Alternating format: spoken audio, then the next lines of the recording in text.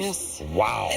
My intestines have just been incarcerated. This is a little different today, right, This Sean? is exciting. Katie McGee is off getting ready for her wedding, but your health news is never on vacation. That's right, and that's why we called our friend Dr. Keri Peterson from Lenox Hill Hospital to join us this morning. Welcome. Thank you for coming to the couch. Thanks for having me. And you're going to be giving us the latest health headlines, yes. right? Okay, perfect. So let's start with, first off, former President George Bush. It was such a surprise to hear about him. He underwent surgery for a blocked artery yesterday. Can you give us an update? Absolutely. So he had the stent done in the artery. It was found on a routine physical exam, so he likely had no symptoms. Apparently, he's doing very well. He's expected to go home today. He's in high spirits, and he is expected to resume his normal activities by tomorrow. Well, I was surprised because George W., as they call him, is very active. So is that going to help him recover, though? Definitely. Yeah. He swims, he bikes. All of this activity makes your heart rate lower, your blood pressure lower, you're more metabolically fit. So when you get back to your normal activities, you can resume them more quickly. No question. But doesn't this also speak to the fact that even if you think you're in great shape, you've got to pay attention? Absolutely. You cannot underestimate the importance of getting your annual physical exam. And if you have any symptoms like chest pain or shortness of breath, pay attention to them. Know your family history, know your risk factors. Do you have high cholesterol, high blood pressure? All of these things set you up for potential blockage. Okay, flu season, and I'm told there's a new high-powered vaccine because I keep seeing the movie Contagion. And I hate that movie. Terrifying. I haven't seen it. You haven't seen it? I won't now, Jen. Oh my gosh, don't see Contagion. It's a good movie, though. But so now there is a new vaccine? There's a new type of flu vaccine. It's called the quadrivalent vaccine. That's a mouthful, but quad 4. Whereas in the past, it used to be trivalent 3. So the old vaccine only covered 3 strains of the flu. The new one that's coming out this season now covers 4 strains of the flu. Oh, wow. Whether it renders us better protected remains to be seen. It's the first season, so we're going to have to look over time, collect some data.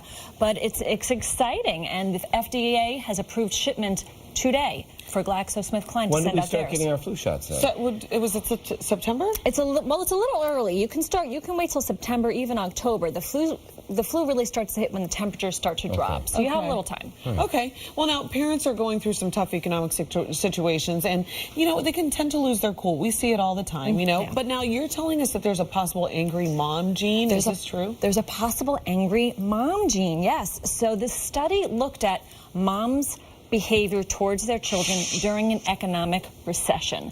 And they found that moms that had a certain genetic variant were more likely to be harsh parents, meaning more yelling, more threatening, more spanking during an economic recession if they had this gene variant. Now, what this gene is, it controls a chemical in the brain called dopamine. Dopamine is responsible for behavior and mood. So if you have this sensitive gene that controls dopamine, you're more likely to have aggressive behavior.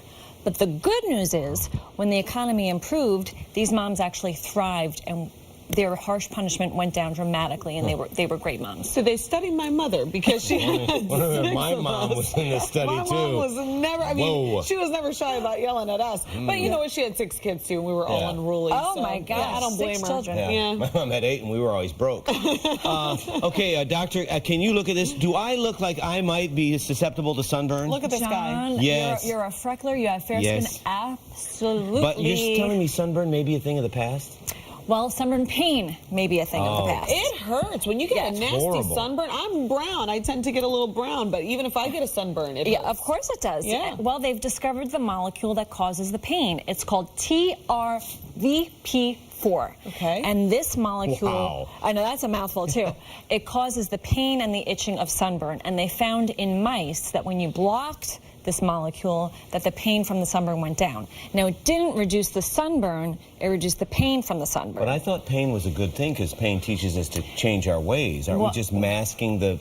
That is a very good point, because sunburns hurt sort of as a feedback to us to tell us, get out of the sun, you're getting too much of it, because excessive exposure causes aging, and it causes skin cancer. Right. Sure. So if you're not getting that warning signal, you may be apt to stay in the sun a little longer. That is a good point. So maybe it should be used after you get out of the sun, but you still need sunscreen. Yes, you do. Absolutely. Have you ever burned the tops of your feet? Ouch. No, I have not. I wear sunscreen obsessively.